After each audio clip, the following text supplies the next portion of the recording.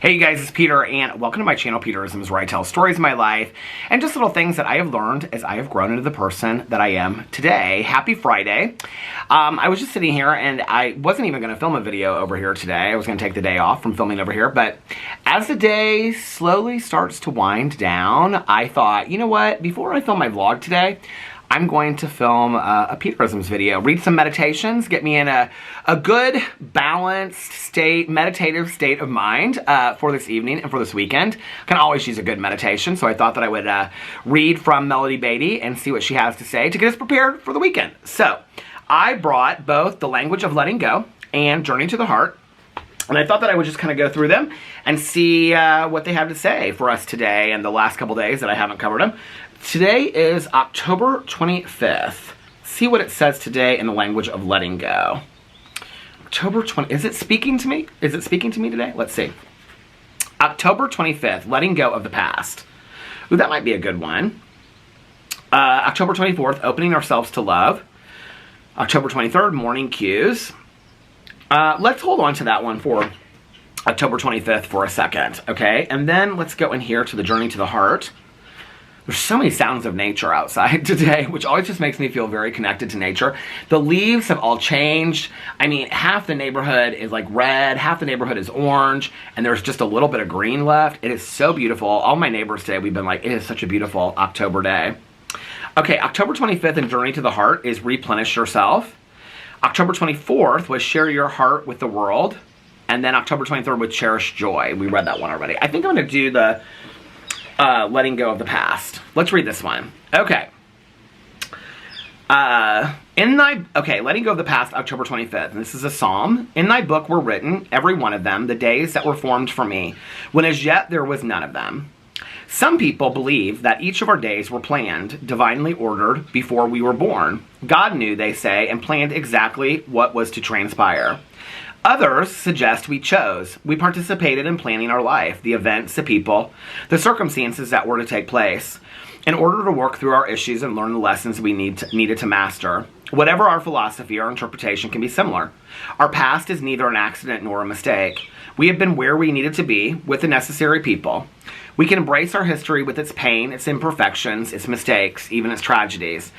It is uniquely ours. It was intended just for us. Today, we are right where we need to be. Our present circumstances are exactly as they need to be for now. Today, I will let go of my guilt and fear about my past and present circumstances. I will trust that where I have been and where I am now are right for me. So it was interesting because when I got into this meditation, I thought it was going to say something completely different. When I was talking about letting go of the past. You know, it's interesting because I talk a lot about the past. I was just talking about it on my video the other day about, you know, being bullied and childhood trauma and things like that. And, you know, it's interesting because I think that, and I said this in my video the other day, that there's this kind of like, from many parts of society, I think there's this attitude of just like, get over it. It happened so many years ago. And what I explained in my video the other day, for if you didn't make it to that part, was that those things that I went through in my foundation years make me into who I am today. So as much as I would love to let go of the past, I'm sure so many of you that have gone through childhood trauma would, I think it's such an interesting statement when people are like, just let it go, just let it go. You know, as much as I would like to do that, I think that one of the things that's hard for me to do it is who I am today is completely in a response to who I was in my childhood and traumatic events that happened to me then and traumatic events that have happened to me in my life. You know, as we continue to grow and get older and change and experience life, things are going to happen to us and we're going to be a response to that. And so for me, it's not about staying stuck in it. I definitely don't want to stay stuck in the past. Like I said, for any of you that have gone through any traumatic experiences at any point in your life, when people are like, just let it go, move on, I'm sure you'd say, can you tell me how to do that? I would love to do that. You know, I'd love to never think of it again. I would love to never be reminded of that horrible parent or grandparent that I had, or, you know, how they treated me, how they talked to me. I would love, I'm not saying that for me, but for other people out there, I would love to just get over this traumatic experience that I went through, this horrific case of abuse or whatever happened to you in your life. I would love to just let that go and never be reminded of again. Never feel like parts of my life are defined by that. Unfortunately, we are tied to all of that. It's part of who we are. So it's not necessarily about letting go of the past. It's about understanding the past, you know? For me, And I think that this is often misunderstood when I talk about things that have happened in my past and in my childhood and whatever. I think to people that, it's always interesting because whenever I get very negative comments about it where people are like, just move on, it's like a mirror, like I'm holding a mirror up to somebody's face and they haven't been able to, like, they've had so many things happen to them in their life and they're so in pain and they don't know what to do with it, that their response to other people is just get over it, right? And for me, I would love to get over it, but not really, because I want to understand what I went through and how that made me who I am today. Understanding it helps me understand who I am today and why I respond to the world that I do, the way that I do. And I want to understand that, because the more that I understand who I am today and what I've gone through in my past, the more I am able to enjoy my life. So when people give very quick responses like that, it's very ignorant, honestly. And it's also just, I think, somebody that's never taken a look at their own life. They're never willing to. It's just always like, it's so painful, let's just keep one foot moving, you know? And let's just keep on moving and let's move through everything until you move through everything and then one day you're gone, you're no longer here. And then what did it stand for anyway? You know? I want the things, if I had to go through some horrific shit in my life, I want it to mean something in my life. I had to live through it. That was enough. So I don't want to just let it go and act like it was nothing. I wish I could sometimes, like I said, because it's so painful.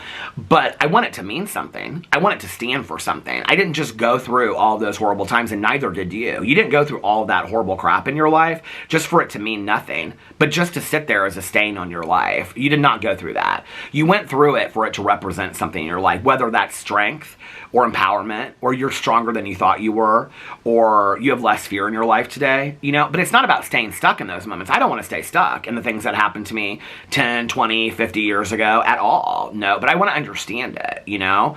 I think it's interesting because, like I said, I thought when I got into the meditation, it was very much going to say, let go of the past, just let it go, live in the present, enjoy the present, don't focus on the future. You know, like the saying, like, one foot in yesterday, like this is a recovery saying, one foot in yesterday and one foot in tomorrow, and we, you know, poop all over today. And I agree with that, right? But I think that also implies being focused on the past and being focused on the future.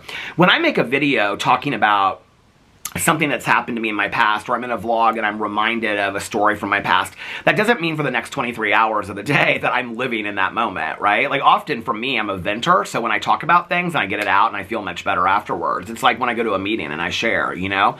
I think there's people out there that don't understand that because they just push it down, they just push it down, they just push it down, you know?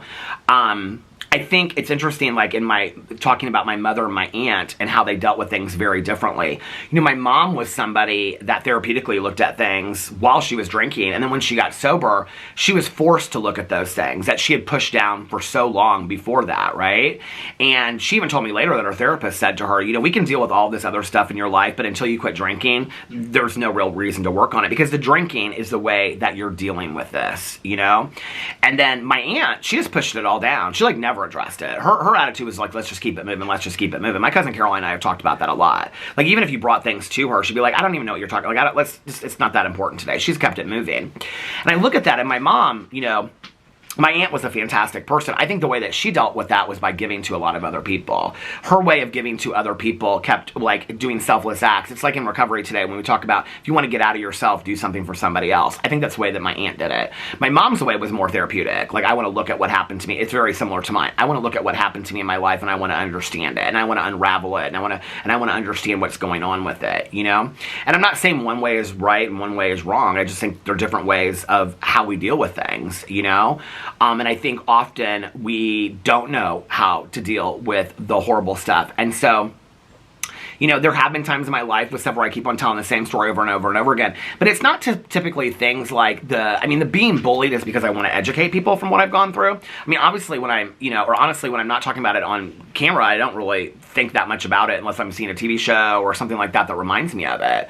It's interesting because the things that I have like labored over and talked about over and over and over again in my past are things like breakups and typically, or somebody that's like done me wrong or something like that. And that's typically because I think that as human beings, some of us have this need or this desire to want to tell on somebody. If you knew what they did to me, if you knew what I went through, then you would understand why I feel the way that I do. If you felt so betrayed as I did, you know, I can remember when I was younger and I would go through a breakup and I just wanted the whole world to know how crappy of a person this was. I was in no way, shape, or form was I willing to look at what my part might be, you know, in the fallout of that relationship. But I think that's when I got fixated on stuff. Trust me, it is not fun to sit here and fixate on traumatic events. You know, I think it's interesting when people say every once in a while, God, just get over it. Like, you're so stuck on this. That's all you talk about. Like, as if, like, my goal in life is just to live in misery. Like, that's all I want to do is just relive misery every single day. And if you've gone through a lot of horrible stuff, too, you relate to that statement, I'm sure. Because it's like, if anybody's ever said that to you, like, just get over it, move on. It's like, Can you show me what that looks like? Well, for me, what that looks... Because you don't want to live in it every day. You don't want to live in misery and be reminded of it every day, you know?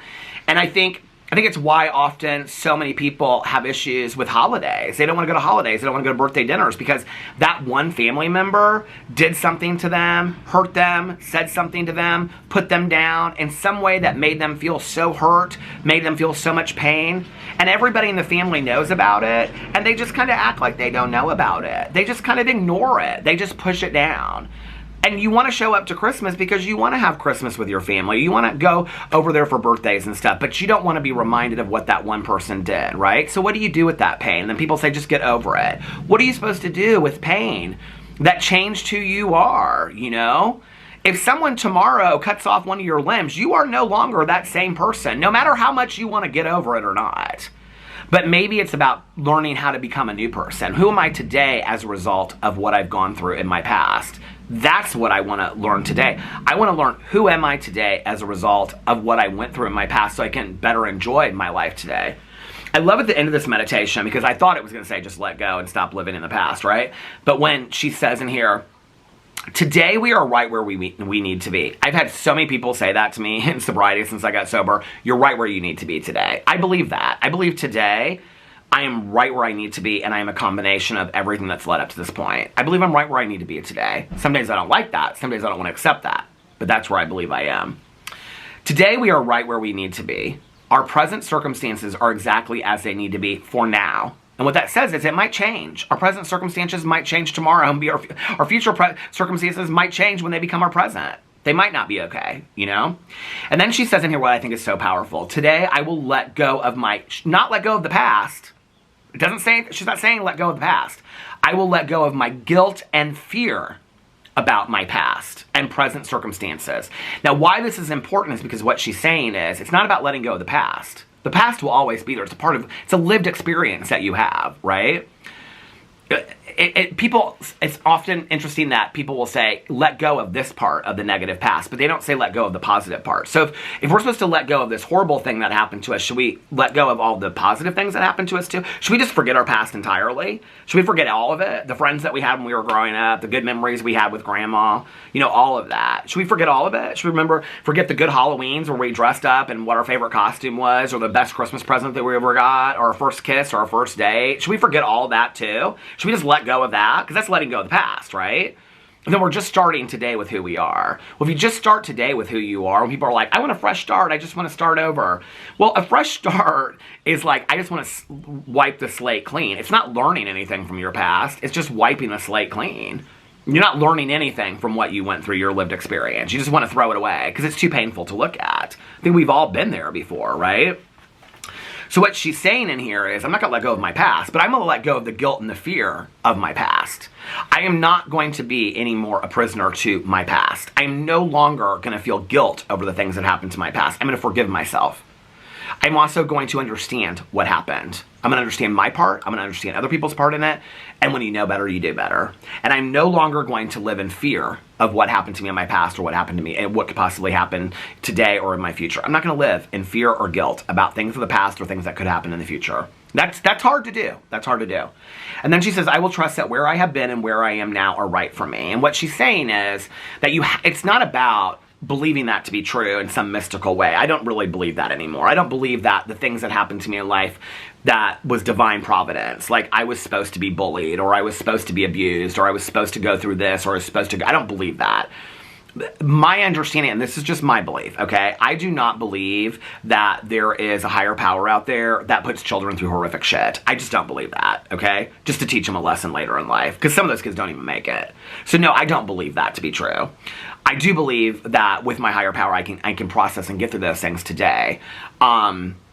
But what I can understand is, and so what she's saying is, the way to make sense of it and understand it is that I can trust that where I am today, I'm here and I can look back on the things that happened to me and I can process it and I can understand it and I can educate myself more, you know?